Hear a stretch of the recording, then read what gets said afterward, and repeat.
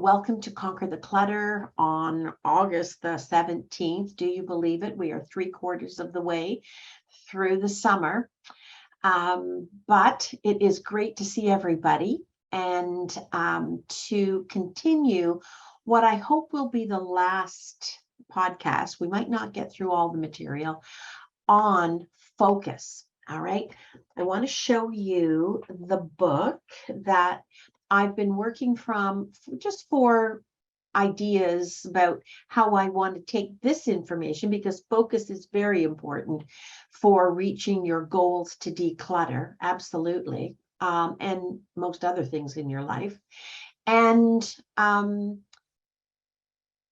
along with the other motivation and time management. So I want to just kind of give you a heads up about this little series. The information is solid, okay? Solid, good information. However, I do find that it's a little bit formula, both in the motivation, development, and management, in the time, in the focus. And I say that with no judgment.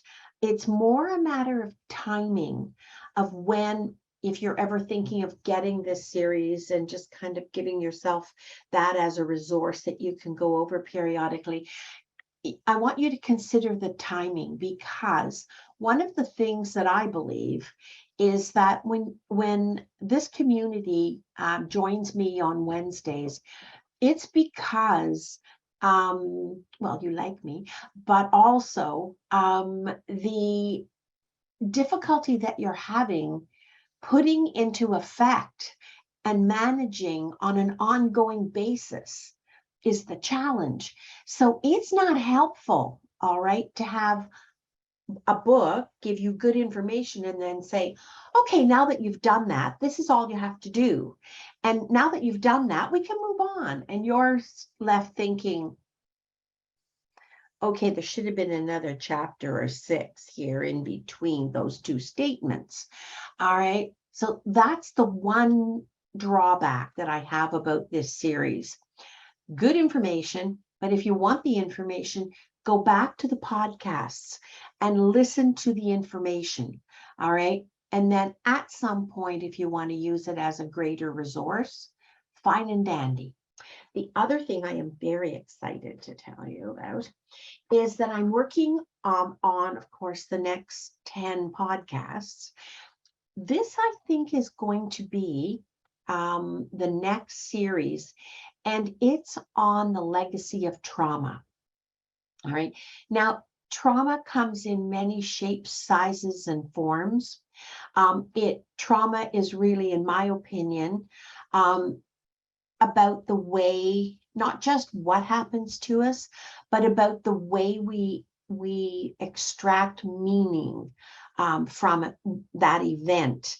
All right. And the legacy of how we continue to limp along in quiet ways. And so you don't have to have been in a war zone. You don't have to be a child abuse survivor. You don't have to be an adult child of alcoholics. All right. There doesn't have to have been any overt abuse.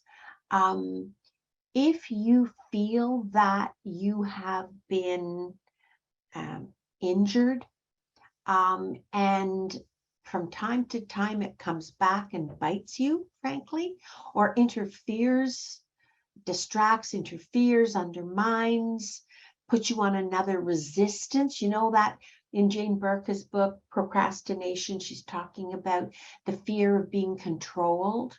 All right.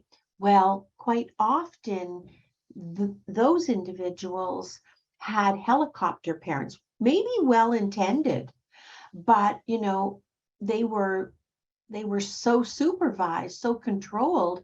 It's sort of like breathe in, breathe out, breathe in. Now it's time to breathe out. Now, and just overdone. All right. And that has a legacy, a negative legacy. So this will be one of the next series that we're talking about. I just want you to get ready for it. I'm thinking that this is probably going to be anywhere from a 4 to 6 podcast series, because I don't want to rush through it like it's the flavor of the day. Okay. Then I am really excited. You know how sometimes I tell you folks, send me an email telling me what you want to know more about, because it is the thing that is getting in your way and you just keep bumping your head on it. Well, one person, like today there were 28 people, one person emailed me and gave me a little example, and asked if I would do something on grief. So I bought a lot of books from Amazon, because I'm not a grief specialist, although I deal with grief in the work I do, but not as an expert, just as an adjunct. And I found this series, okay, by Megan Devine. And this book is It's Okay That You're Not Okay, Meeting Grief and Loss in a Culture That Doesn't Understand. So when you're suffering grief, the environment that you're suffering within is part of the problem, all right? And you can have a double whammy as a result. Then her other book is, so that's interesting about grief and what it is and the effect on you, but you're already feeling that. This is a workbook, and I started to go through it. It's a jewel. If grief is something that you're living with for whatever reason, and it doesn't have to be about death, it's about loss, all right? It can be tied to trauma, all right? Or it can be independent of it. How to carry what can't be fixed. A journal for grief, Megan Devine. So I just want to let you know where we're going, and hopefully, if there are other topics that you're experiencing in combination with clutter, then please do what he did. Send me an email, elaine.birchall@hoarding.ca. Okay, now we're going to get started with focus. All right. Now, this is not going to come as a surprise to you, I know, but it is a truism that our ability to focus, right, is a key, essential element to any level of success. So I'd like to help you, at the time I'm helping myself as well, figure out how and where to find your focus. All right. Now, in this book, written by Thibaut Meurice, titled Mastering Your Focus, all right, he states something that I believe is worth quoting, and that is that our ability to focus can give us the perception and the experience, truthfully, that time, which is always runs away with us, right? Which is so limited, really. I don't know about you, but I put in a request for a 30-hour day, and all I get is, sorry, we're not picking up. We have a lot of requests to this system. It's not happening. Okay. We get 24 hours. Okay. So, but the ability to focus gives us the experience, because we have space in our mind. We have peace in our mind, that time actually is slowed. And it's true. We get more. We can squeeze more out of that time if we can improve our ability to focus. Okay. So is there anyone here today, because you will be probably the exception, who doesn't know that when you're feeling that pressure, that time is scarce, all right, you are actually using up the time, and it feels Your experience is probably very acute that you're running out of time. Okay. And as that increases, as that experience with this time capsule you have becomes so intense that you're panicking, you're making mistakes, you're missing things, you feel that it's happening at the worst possible time, and you feel like it's out of control. All right. Anybody here feel that or have felt that from time to time? Anybody here have said, where did the time go? All right. Where did the time go? It went because you were somewhere else. All right. Probably struggling with something or cogitating on something. 24 hours is what we get, even though often it feels like 12. Okay. So the ability to more effectively focus will give us increasingly more productivity. Now, we're not machines, but if we set a goal, wouldn't it be great to reach the goal earlier and have some spare time that we can just indulge ourselves? What a concept. All right. The work doesn't have to take up all the time. It doesn't have to. Who here wants to work more? And I hate the word because it's so, I don't know, it's so commercial. Productivity. Who wants to set a goal, keep your eye on the ball, and be productive so that you have spare time? Anybody? Thumbs up if you do. I have a screen full of thumbs up, basically. Okay, so that's what we need for success. All right, we're all in search of some level of success. Somebody doesn't have there we go. All right. Okay, so I know that when I've been capable of improved focus, I feel like time has slowed, but I also feel the benefit of having. Does anybody else experience this? That when you're really in the zone, you put yourself in the zone. You often have to fight for it. It doesn't just happen. It's almost like you've got a bubble around you, like a soundproofed bubble. That isn't that a great feeling? All right, rather than to have yourself sort of not really holding on to it, not really able to focus, and you're distracted all the time. Anybody feel that way? And I fight for that bubble. I fight for that bubble because, like yourself, there are so many other things. But boy, I'll tell you, it is such a gift when I get there.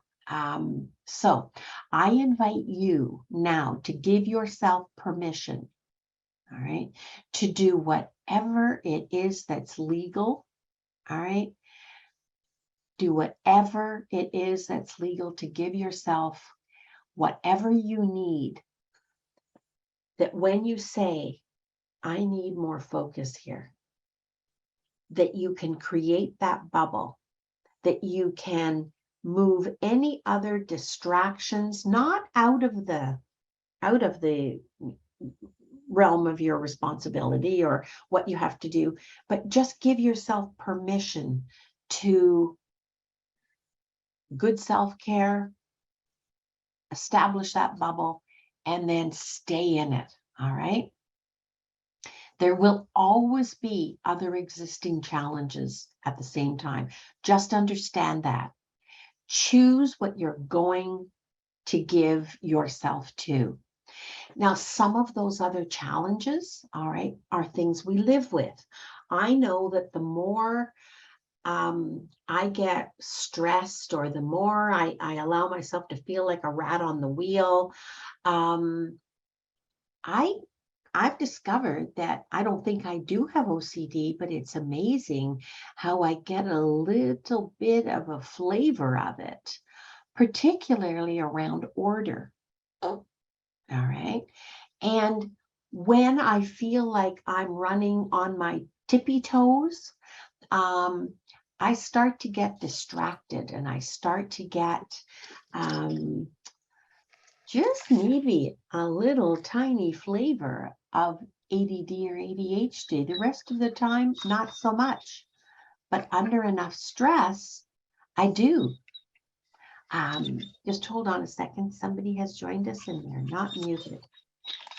Hafsa, can you find them, please? And yeah, there you go.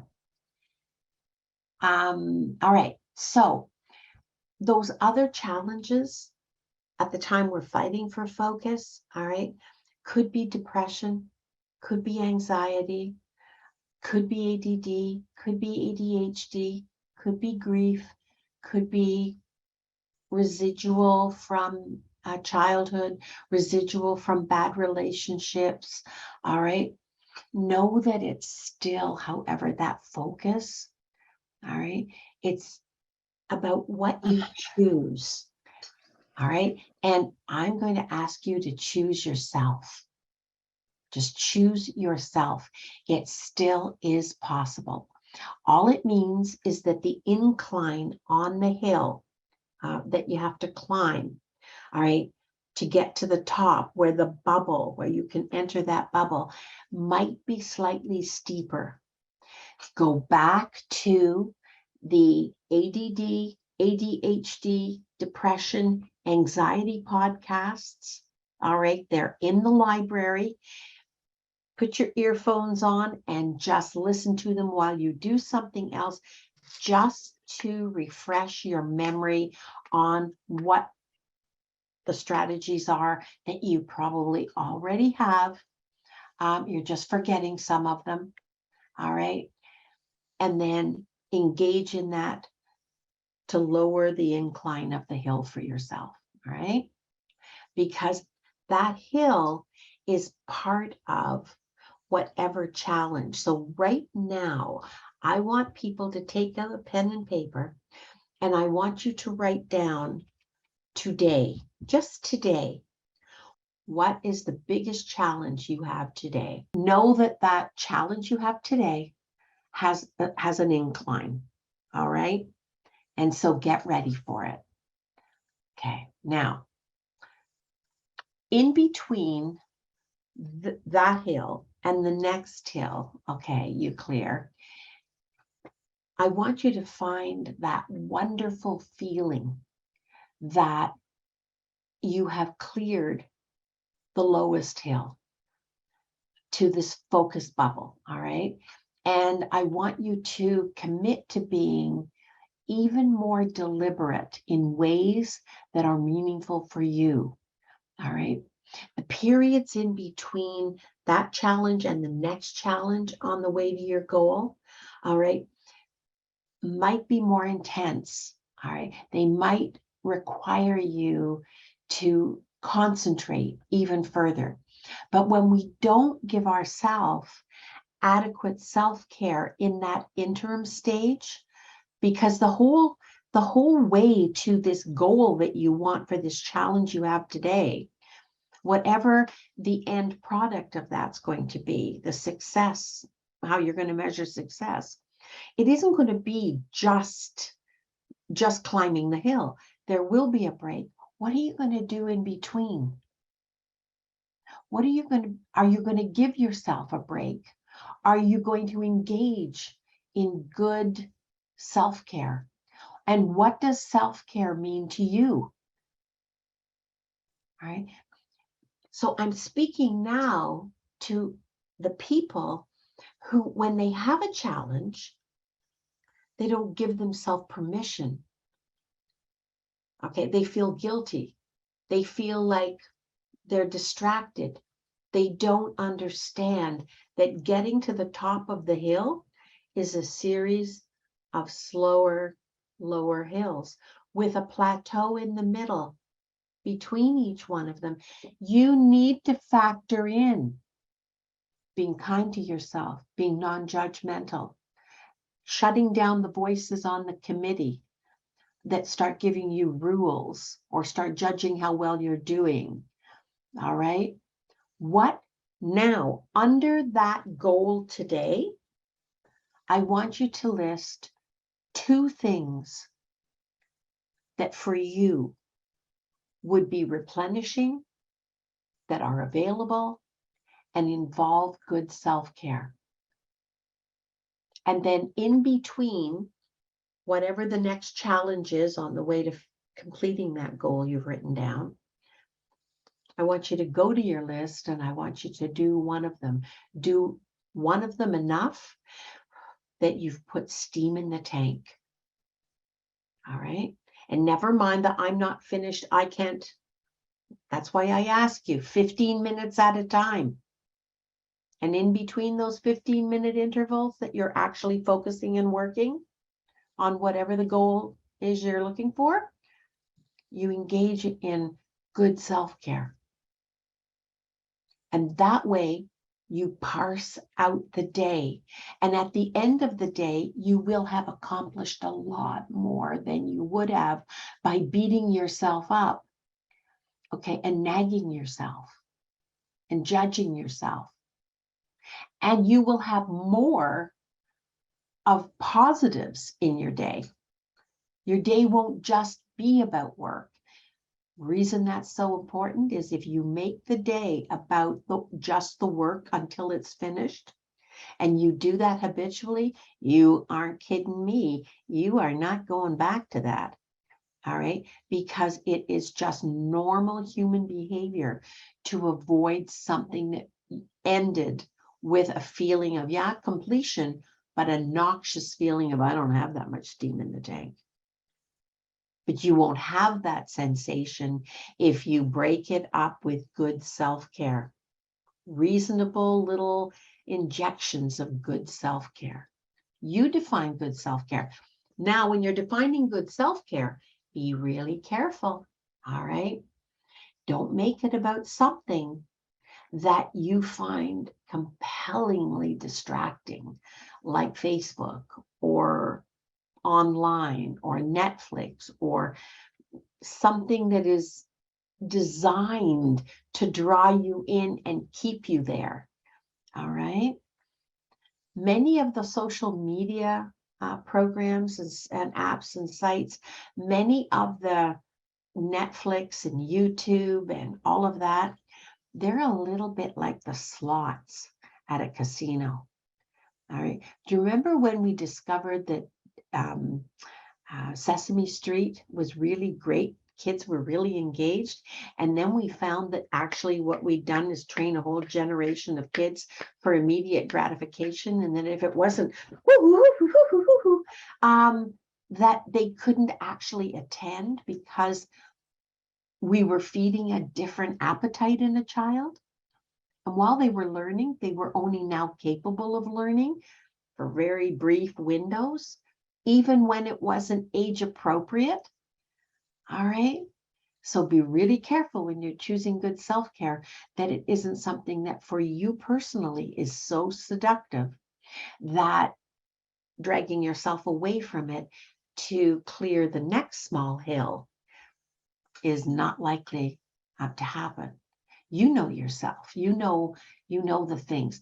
Now, right now, below the 2 examples of good self-care, I want you to write, what are 2 of the things that you love a lot, but you really shouldn't engage in them until you're finished.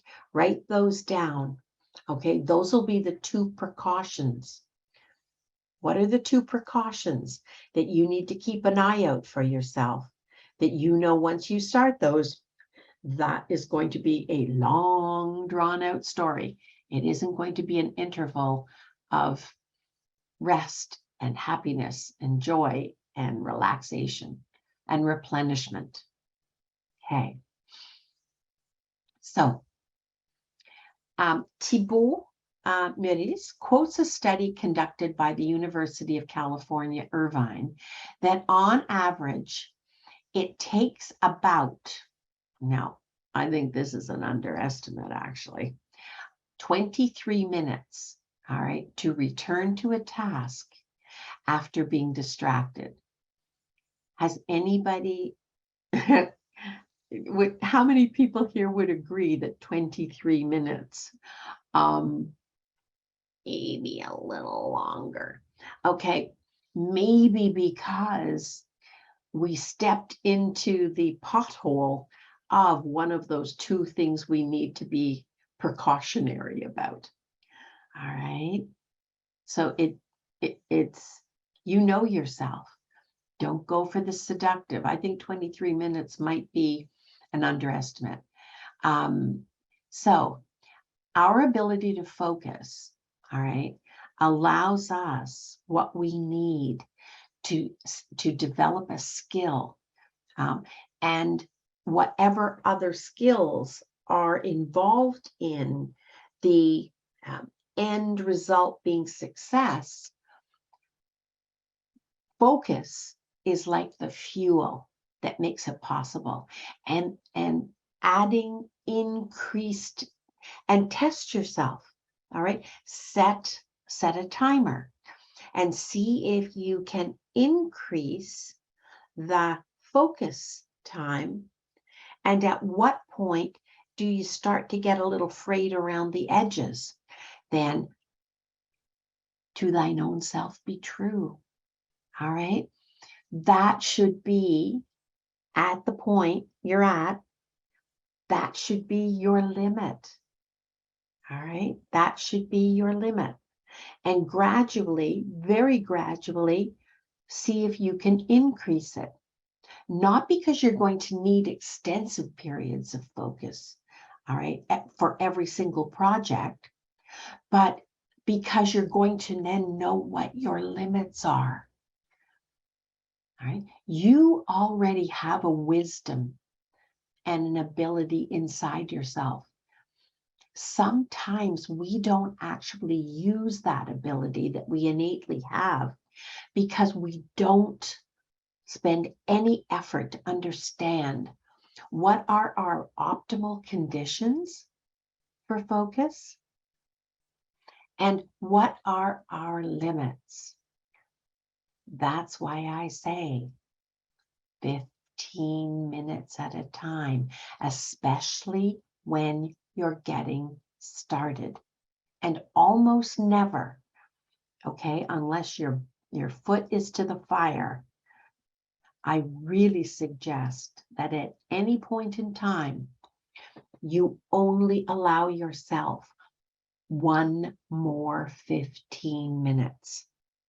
All right. And then you do take a break. Then you do replenish yourself in some way, probably for no more than 15 minutes, half an hour. Break it up. Anybody can do anything for 15 minutes. And you won't have a negative impression that then becomes a block, all right?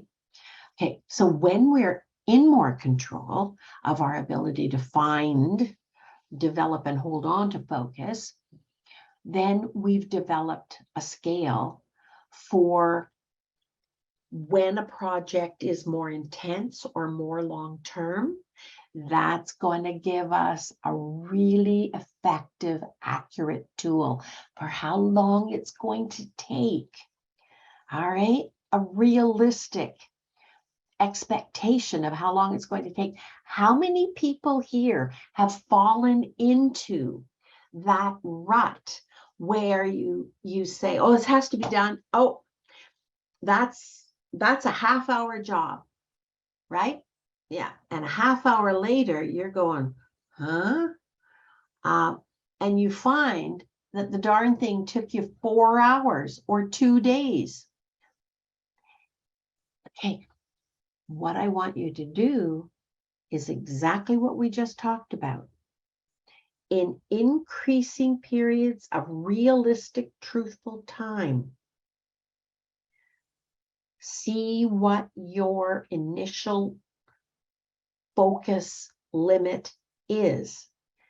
Because if you're not focusing, chances are when you're doing the work, you're making these decisions to declutter or whatever the project is, chances are that period of time outside of what really is your truthful limit, you're wasting time.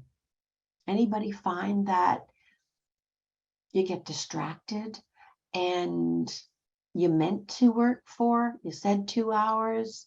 There's no point in promising 2 hours if only 15, 20 minutes is going to be where you really are focusing on the product that you want to produce, whatever it is, a clean counter, a clean bathroom, picking up in your bedroom, taking out the recycling, sorting, things that can go from things that need to stay. If your focus time is really only 15 minutes to half an hour, misrepresenting that to yourself and saying, oh, I'm going to do it for 2 hours. Why? You're not actually working in that time. I bet dollars to donuts that if you actually look at what you're doing, you review what you're doing, the time outside your natural now ability to focus, I bet it's all frayed. I bet you picked things up and you wondered about it and you put it down, or maybe you took it and you put it over there and you thought, oh, that's not where it goes. And then I bet it was all just sort of lost time where you weren't effectively working. Can you see why it's a better idea to tell yourself the truth? Just tell yourself the truth. I can only focus at this point in time for 15 minutes, come hell or high water. And I love the timer, because I tell you, I think if I had a dime for every time I've said this, it's true. I'd be very rich. That when that alarm goes off, that timer goes off, you're out of jail. All right, you're free. You're free to do whatever it is you want to do for a reasonable period of time. And I would strongly encourage indulging yourself in good self-care. You deserve it, because good self-care, if it isn't one of those 2 precautions that you've got written on your list, you're going to come back to whatever it is you do next replenished. Okay? And don't let one of those 2 precautions be the needs and wants of others, because that is limitless. The world is full of people who will want to use your energy. All right? It's limitless. Now, a crisis, a friend and a crisis when you see it. That's not that category. I'm talking about people who would rather that you do their work than they do their work. All right. Okay. So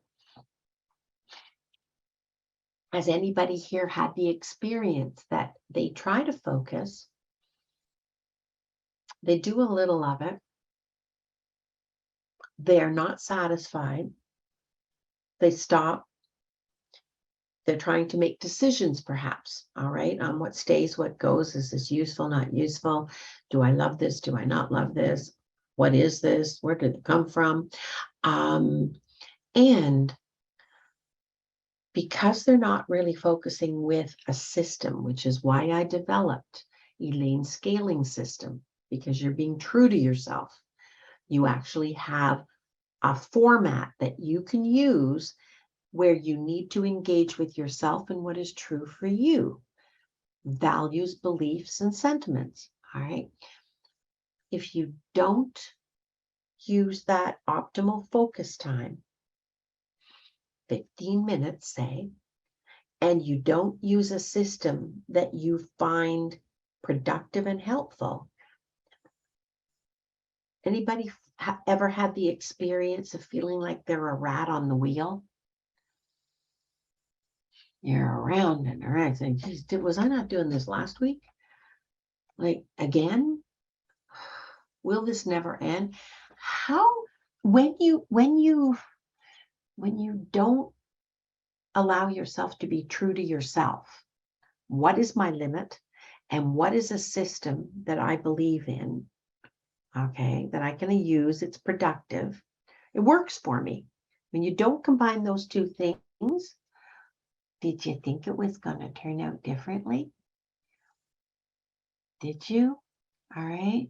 When you find that you have that rat on the wheel going around and around, picking up the same things, dealing with the same turf, all right, I want you to stop. All right. Because basically what you're doing is you are working. You are working hard. You're running and running and running internally, but you're doing it in place. You might as well be marching on the same spot. That's basically what you're doing. Respect yourself, value your time, value your energy, and stop. Take a break and ask yourself, what do I need right now? And if you need a rest and you need a break, take it. If you need the alarm for 15 minutes and you need whatever system is productive for you, then that's what you do. You restart, and you restart without saying anything judgmental to yourself. All right. Okay. So how many people enjoy running on the spot? Okay. So let's see this. Just a second.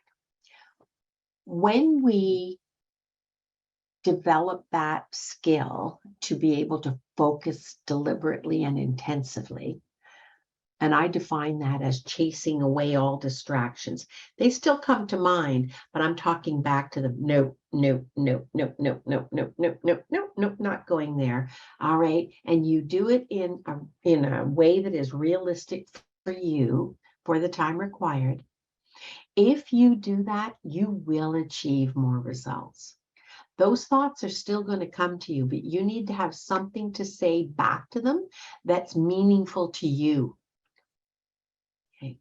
For me, it's nope, not going there. Nope, that's not, nope, this isn't the time for that. Nope, nope, nope, nope, nope, nope, nope, nope, nope.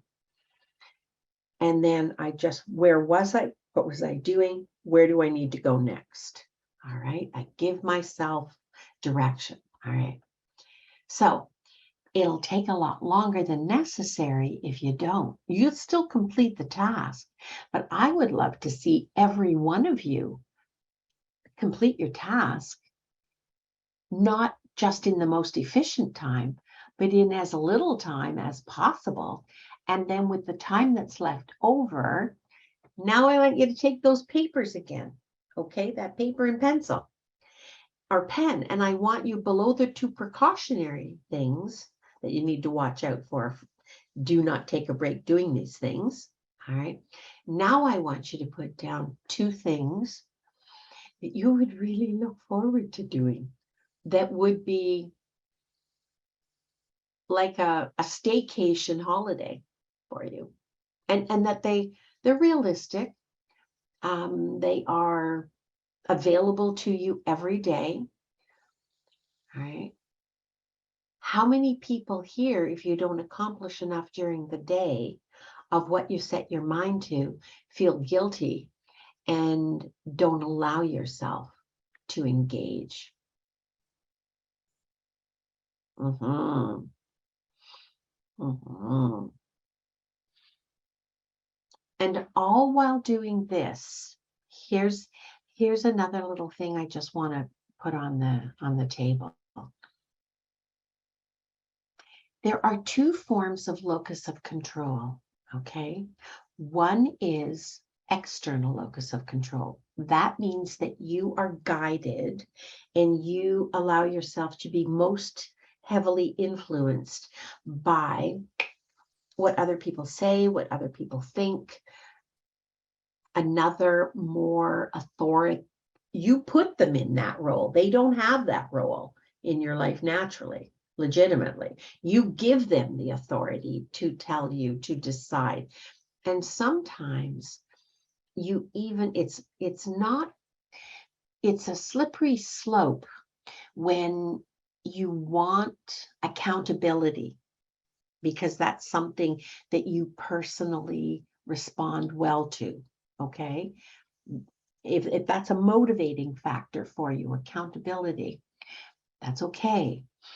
But please keep an eye on the fact that if you want to overcome whatever it is you want to overcome, all right, you want to get there and you want to stay there and you want to be able to maintain that more secure space in your life, in your head, in yourself, please don't give it away by becoming dependent on that external locus of control. All right. So I would argue in favor of, even if you have a friend who's working with you, a clutter buddy, or whatever that external component would be, please also find a way to incorporate the other form of locus of control, the internal locus of control, because it's only when you are your own boss and you are your own judge, all right, and you are being true to what is most important to you about the challenge of the clutter or the hoarding or whatever other factor you put down as your challenge today. All right. When it's done, it's complete, it's good enough. Please don't just make it about sending a picture or accounting to somebody else. Okay, please. If that's a temporary thing that you feel you need right now, fair enough. But please, at the same time, find a way to make yourself reward and acknowledge yourself, so that at the same time, it's about you being good to you, not you being accountable to someone else who you have put in a position of authority. You need to be your own boss. You need to learn to be your own boss. You need to learn to be, in a healthy, appropriate way, your own critic. All right? So don't give it away. Okay. And part of that goes back to healthy, appropriate, runny nose, boundaries and limits. Gosh, there we are again. Boundaries and limits, right? Boundaries and limits for ourselves. How many people found the webcast, a recording on boundaries and limits, helpful? It's a good thing to go back every so often, all right? And just ask yourself, how am I doing? How am I doing? Every time you challenge yourself, because part of what happens is people distract themselves when they're trying to reach a goal, and it seems onerous, and they're fighting for focus. They're fighting for something that they feel is lacking. They're trying to overcome a big barrier, or whatever barrier, and it feels huge. It feels insurmountable. Like they just feel like they are continuing to hit their head on it. Go back to boundaries and limits, because if you're not living with healthy, appropriate boundaries and limits for yourself, to yourself, for yourself, to and with the people who are closest to you, for yourself with the people who are part of your past, who are the voices on that committee, and for anybody else coming into your life. All right. basically what you're doing, all right, is I want you to imagine that right now, I don't know what your currency is. I know some people here, it's the pound sterling. Some people, I don't even know. I know what country you're coming from. I'm sorry, I don't know what the currency is in Slovenia. In the US dollar, Canadian dollar. I want you to take the equivalent of $100, all right? And I want you to put it in a bowl. And imagine it in a bowl in front of you. And when you are not living with appropriate, healthy boundaries and limits, listening to those times when somebody says something or does something and it really doesn't feel good, all right, and you just let it affect you. You don't stand up for yourself in an appropriate way, all right, particularly if it's a repeat behavior. All right. I don't like conflict. Okay. I want peace. No, you don't have peace when that's happening. You have a hostage taking. All right.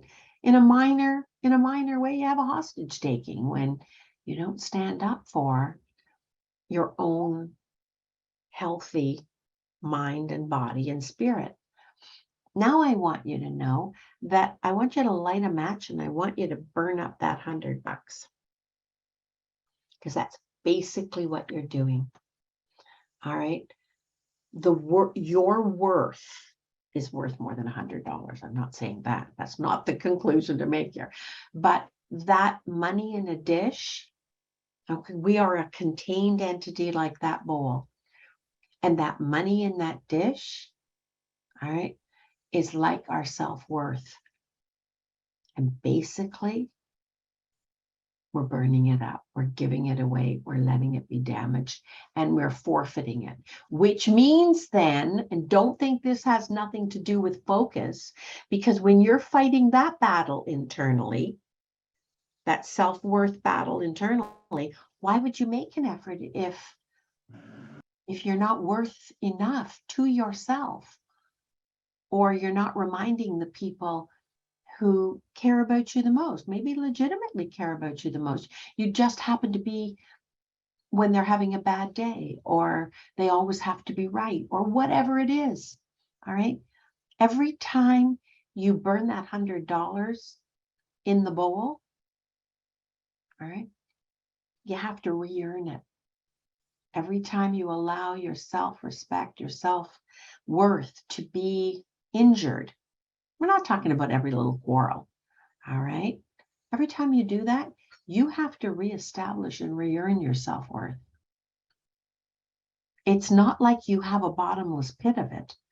Okay, we just we'll just go get some more. No, we have to redevelop it. And every time you have to redevelop it by getting over what you consider a threat or an injury, however minor, all right, you're not doing it as effectively. That is a lot of what distracts from your ability to focus. Why? Because when your focus is challenged, you have to fight for the legitimacy of your thoughts. You know, maybe I'm just being difficult. Maybe there's something wrong with me.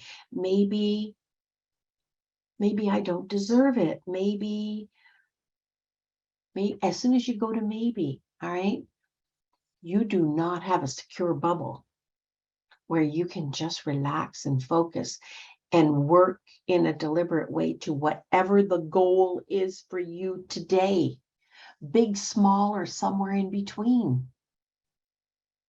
Do you see how this is like a chain? It's like I'll show you. It's like a chain on a bracelet. Okay. It's like a chain on a bracelet, linked. All those things are linked together. So what are you going to be doing? Send me in the chat now. What are you going to be doing in between your work periods toward that goal today? Because it's a goal that you wanted to accomplish today, a challenge, some kind of goal. Tell me, what are you going to be doing to replenish yourself in between so that you don't run out of fuel? I don't see the chat numbers going up. I'm at 39. I'm still at 39. I think I have a group of delinquent people here. I'm still at 39. What is it about that suggestion that you don't like? All right. Now remember too, all right, that all of this happens in the context of the demands and expectations of our environment, the context, including family, friends, acquaintances, messages about what we should and shouldn't do, think, feel. All right. All of those are competing messages to our focus. How do we turn off the volume?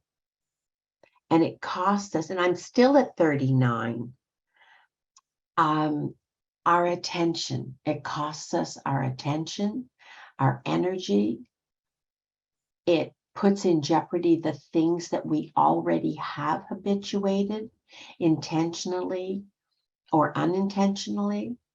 It makes the slope on the, I still have 39.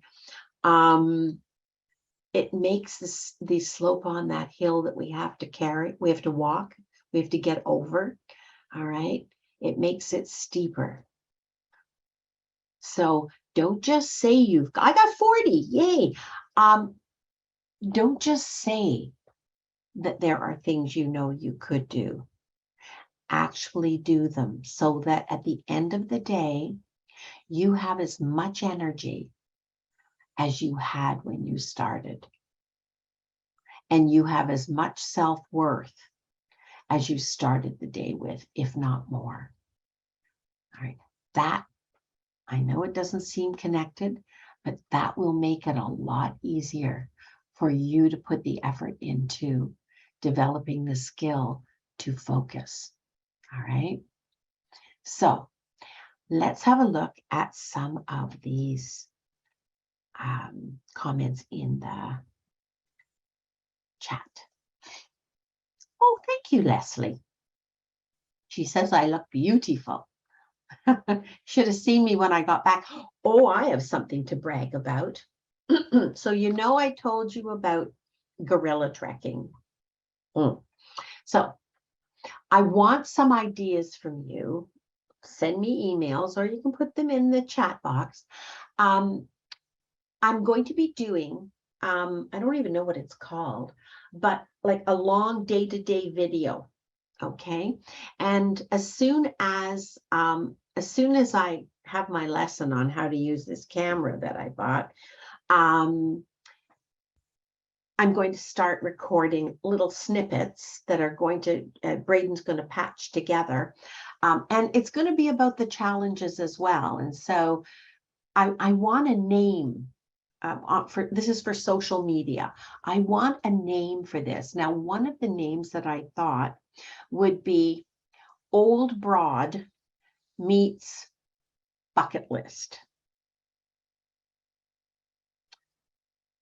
I thought it would be a little irreverent because I'm well into my seniors. Do you think it would be helpful, worthwhile, if I list the challenges that I have? I have a badly herniated disc in my neck. All right.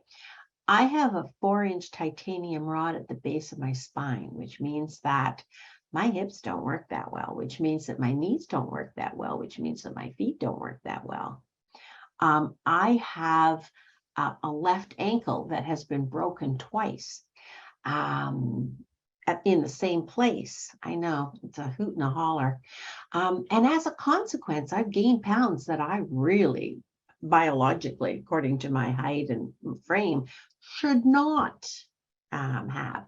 So today, my little brag story is about Hafsa has agreed to be my walking partner because for the last month, I have been gotta start. I've got to start. I've got to start. There's no way I'm going to be able to trek in in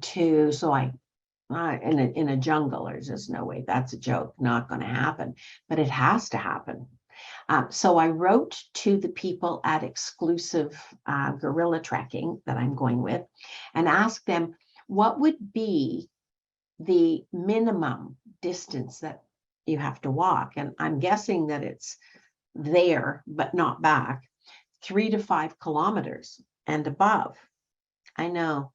So I thought, holy Lord, this is going to be like punishing. So HAFSA very kindly agreed to be my walking partner. So at 7:30 every morning, we are out there. Well, the first day we walked, and I was still standing, looking for a place to sit by the end of it, with correct me if I'm wrong, 2.3 or 2.5 kilometers, no, 2.3 kilometers. And so I thought, okay, that's a good start. Well, today, now I'm 2 days in, folks. Today was 3 kilometers. Woot, woot. So I want your advice on what should this video thing be called so that it's got a name. And it's going to be the challenges of getting ready, the challenges of like legitimate things that everybody else suffers with when they're trying to accomplish something. It's going to be like it's a Pro Max camera that does 360.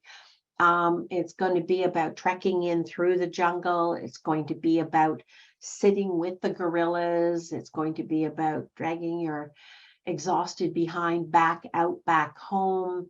It's going to be the whole 9 yards in probably no more than 3-minute segments. I'm going to have Braden edit it. So it's going to be an ongoing thing. And I'm going to try very, very hard to do our January 4th podcast from Uganda. Yeah.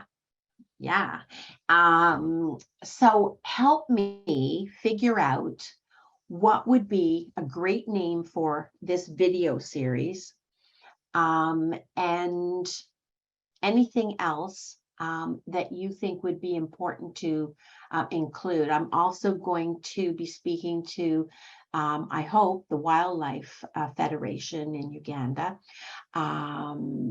about gorilla trekking, about the health of the jungle and all of the environmental factors as well. So what would you want to know? I'd like to see this project through your eyes. And my goal in doing this is to show people that no matter how old you are, no matter what physical, mental shape you're in. I mean, it's not a secret. I'm still in a period of acute grief that kind of sideswipes me every so often.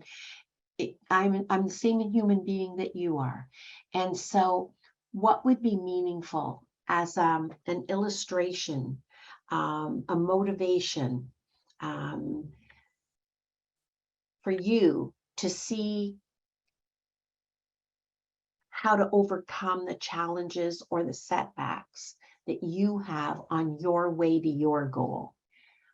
I'd like some advice on that so that it just doesn't turn out to be a touristy kind of thing.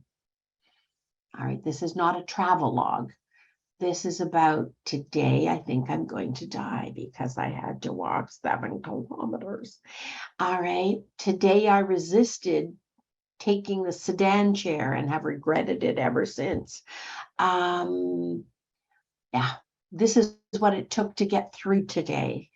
What challenges did you have?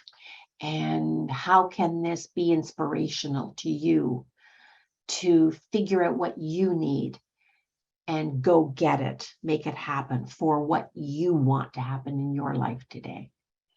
That's what this is all about. Okay? I'm counting on you. I will see you next week. Take care. I have, how many, in the chat, how many do I have right now? Do I get a number? 28 new messages. Woo! I will save those. I will go over them and I will address them next week. Okay? Take care, everybody. Thanks for coming. Bye now. Can you do it? Yes, you can.